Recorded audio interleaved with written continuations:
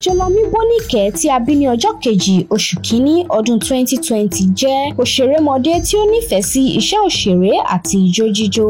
Ó jẹ́ ọmọ ìpínlẹ̀ Ọ̀ṣun tí ó sì wà ní ọdún kìíní ní ilé-ìwé alákọ̀ọ́bẹ̀rẹ̀. Ó di olókìkí ní ilé-iṣẹ́ amúlùúdùn lẹ́yìn tí ó kópa nínú sinimá àgbéléwò kan tí àkọlé rẹ̀ jẹ́ Silent Cries, tí ó sì di gbajúmọ̀ lẹ́yìn tí ó sín òṣèrébìnrin Bímbọ́ Adémóyè jẹ gẹ́gẹ́ bí Barakat léwe.